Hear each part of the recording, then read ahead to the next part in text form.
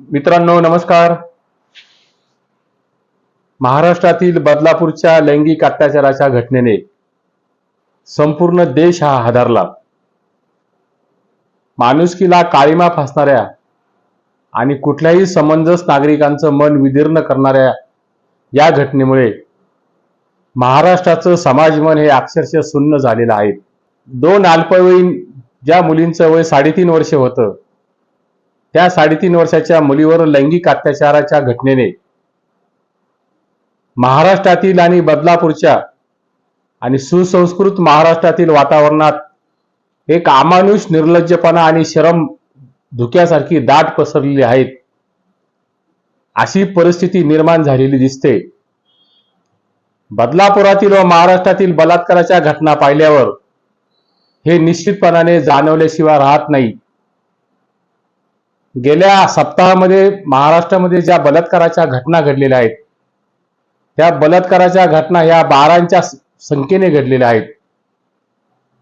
कधी नव्हे एवढे महाराष्ट्राच्या राजकारणामध्ये आणि महाराष्ट्राच्या समाजकारणामध्ये बदलापूरच्या घटनेने सामाजिक दृष्ट्या महाराष्ट्र ज्या पद्धतीने हतबल झालेला आहे आणि बदलापूरच्या घटनेने महाराष्ट्राच्या समाजमनावर ज्या खोलवर जखमा झालेल्या आहेत, त्या जखमा पुढच्या काळात देखील भरून निघणार नाहीत, अशी स्थिती आणि अशी परिस्थिती या सैतानी प्रवृत्तीने महाराष्ट्रातील बदलापुरातील दुर्दैवी घटनेने महाराष्ट्रासमोर आ वासून उभी राहिलेली आहेत.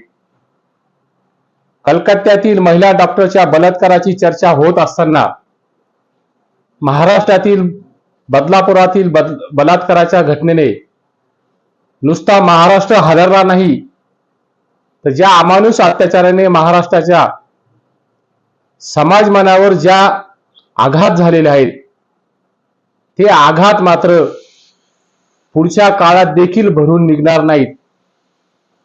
मानवी संवेदना बधीर करणाऱ्या आणि मानवी मन सुन्न करणाऱ्या या घटनेमध्ये राज्यकर्त्यांनी घेतलेली भूमिका आणि पोलीस प्रशासनाची असलेली संशयास्पद भूमिका, या दोन्ही भूमिका महाराष्ट्राला निश्चितपणाने लांछनास्पद आणि निर्लज्जपणाच्या कळस गाठणाऱ्या भूमिका या बदलापूरच्या घटनेने समोर आलेल्या आहेत.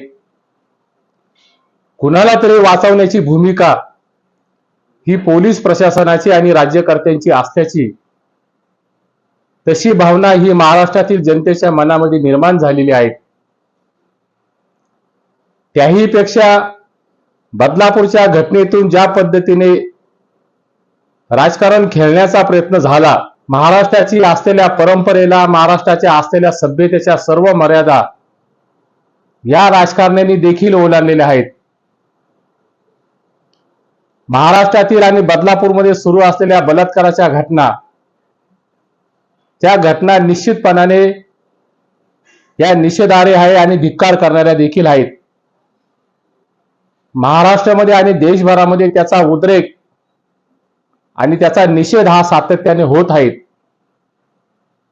या घटना जेवढ्या निषेधार्ह आहेत, तेवढ्याच निषेधार्ह घटना या महाराष्ट्राच्या असलेल्या दुर्दैवी घटनेचे राजकीकरण होण्याच्या बाबतीतल्या आहेत. या दुर्दैवी अशा घटनेच्या पाठीमागून राजकारण करण्याचा आणि राजकारणाच्या मतपेरणीचा डाव काही विशिष्ट मंडळींनी आणि काही विशिष्ट राजकारण्यांनी हा खेळला गेलेला आहे, हे नाकारता येणार देखील नाही. महाराष्ट्रातील कुठलाही समंजस माणूस, कुठलाही प्रगल्भ माणूस, बुद्धी प्रामाण्यवादाच्या कसोटीवर तो विचार करणारा माणूस, तो मात्र या दुर्दैवी घटनेमध्ये ज्या पद्धतीने तापलेल्या तव्यावर पोळी भाजण्याचा प्रकार हा राजकीय मंडळींनी केलेला आहे, त्यामुळे ह्या सर्व घटना जितक्या मन सुन्न करणाऱ्या आहेत, तितक्याच त्या निषेधार्ह देखील आहेत. बदलापूरमधील चिमुरडीवर झालेला अन्याय आणि अत्याचार, हा अन्याय आणि अत्याचार झालेला असताना त्याचा निषेध करणं, त्याचा धिक्कार करणं, हे जितकं मानवतेला धरून आहेत तितकंच त्याचा राजकारणाशी संबंध जोडण्याचा झालेला प्रकार हा निश्चितपणाने किळसवाना देखील आहे. मुख्यमंत्री लाडकी बहीण योजनेचा आणि बदलापूरमधील दुर्दैवी घटनेचा संबंध का म्हणून जोडला जातोय, असा प्रश्न हा स्वाभाविकपणे विचारला जातोय. किंबहुना तसा प्रश्न हा निर्माण देखील होतोय. 3.5 वर्षाच्या 2 लहान बालिकेवर लैंगिक अत्याचार झाले. ते लैंगिक अत्याचार झाले असताना त्याचे निषेधाचे सूर हे बदलापूरमधील नागरिकांनी स्वयंस्फूर्तीने रस्त्यावर उतरून त्याचा धिक्कार केलेला आहे.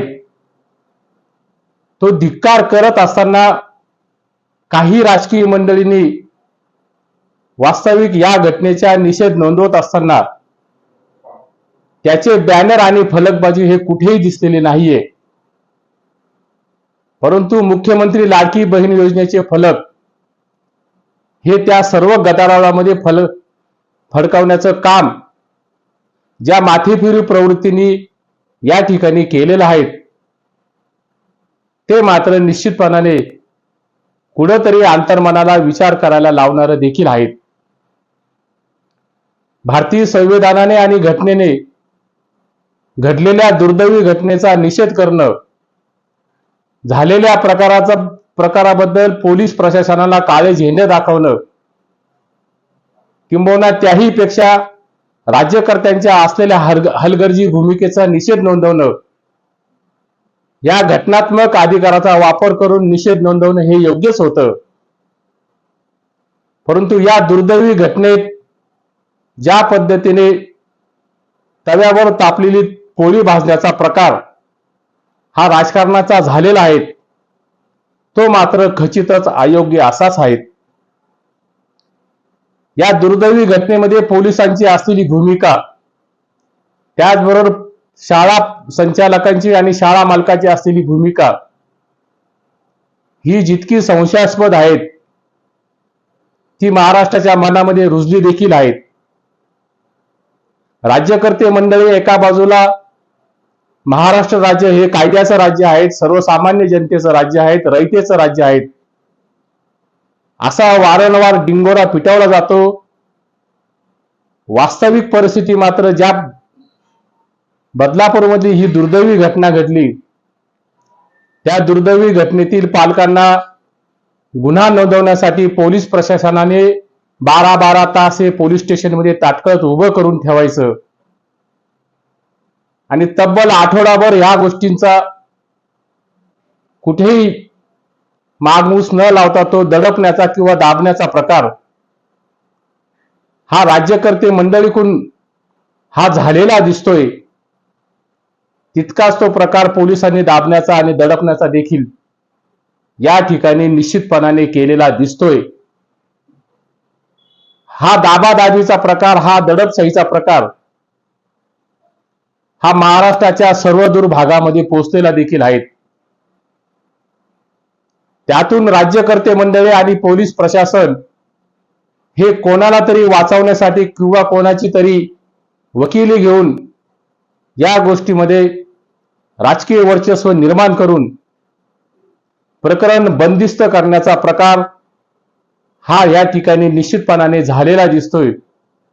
आणि तसाच संदेश आणि तसाच मेसेज हा महाराष्ट्राच्या सर्वदूर असलेल्या भागात हा गेलेला देखील आहे. यातून शाळा आणि पोलीस खात्याने हे प्रकरण दडपण्याचा प्राथमिक अहवाल देखील समोर आलेला आहे. महाराष्ट्रामध्ये आणि देशभरामध्ये बलात्काराच्या घटना या नवीन नाहीये. अशा घटना या वारंवार घडतच असतात.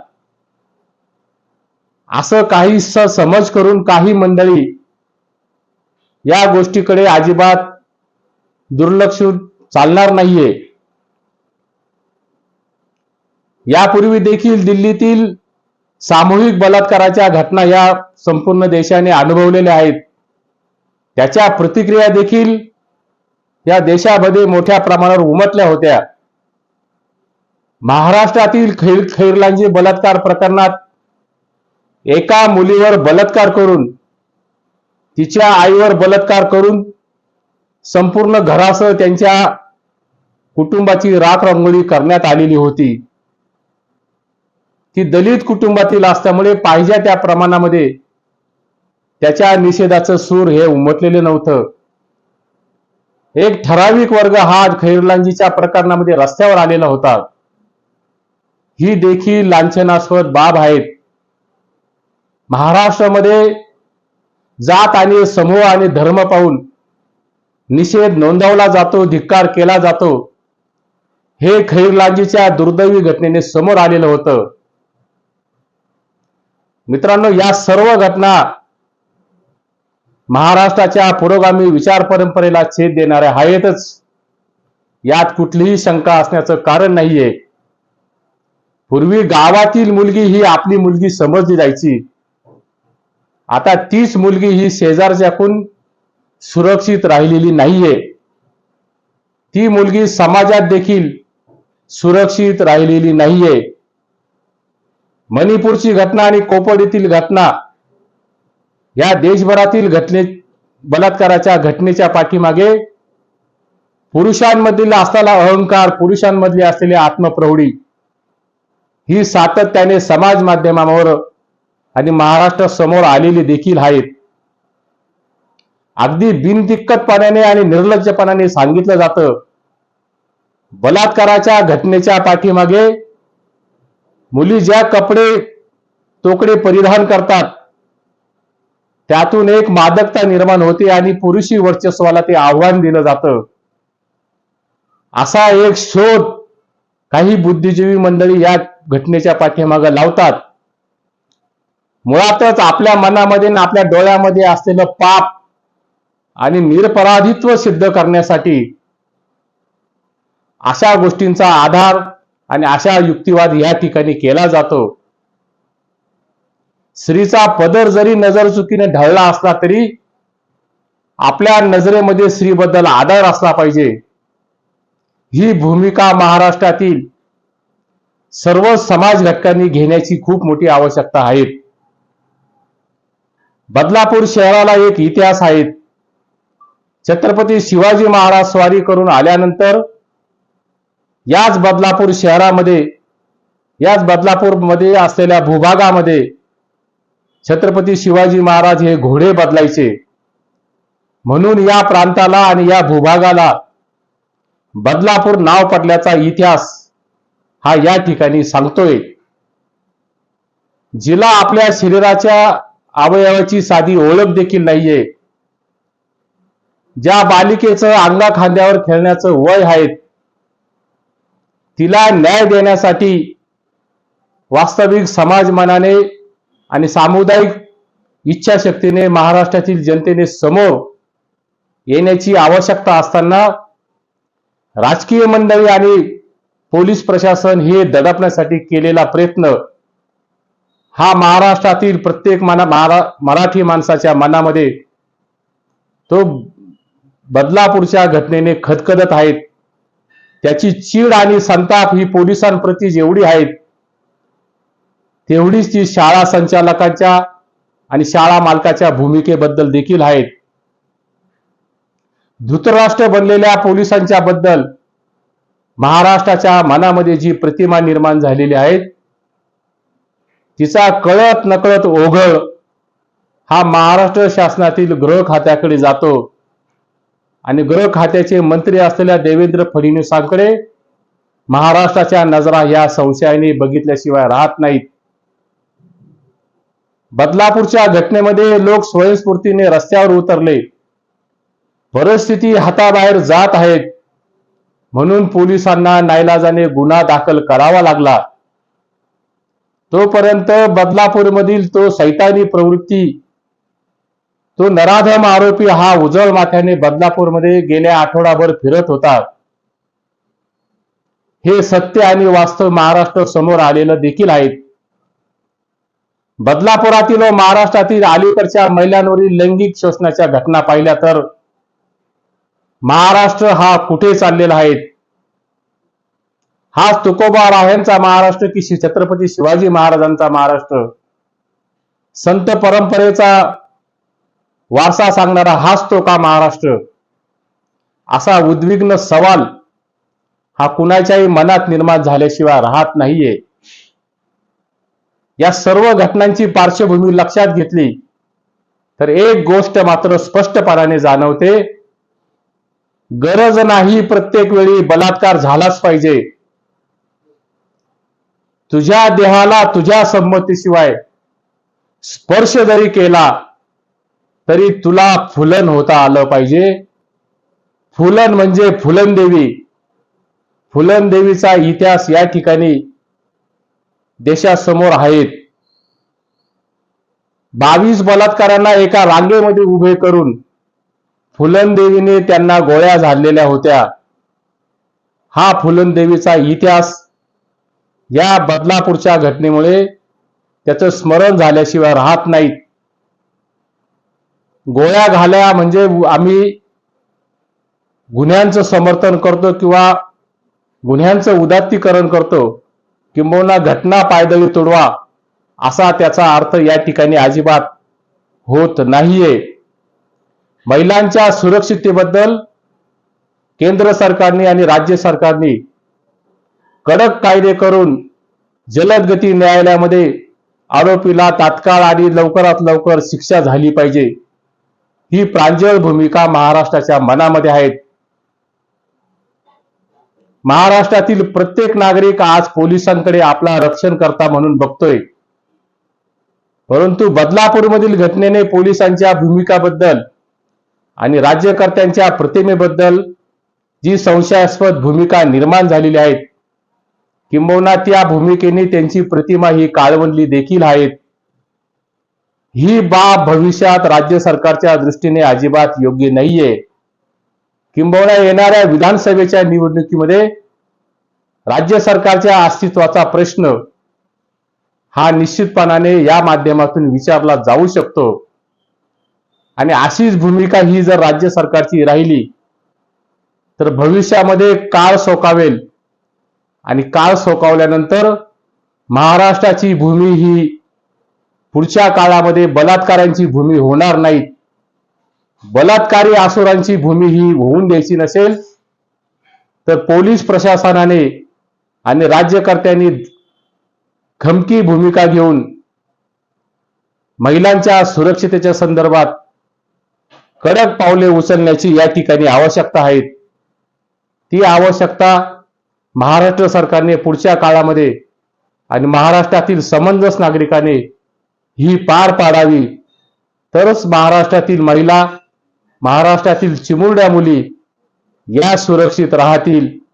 हे मात्र या ठिकाणी अधोरेखित केल्याशिवाय राहत नाहीत. तुर्तास एवढेच. हा व्हिडिओ आवडला असेल तर व्हिडिओला लाईक करा, सबस्क्राईब करा. नमस्कार.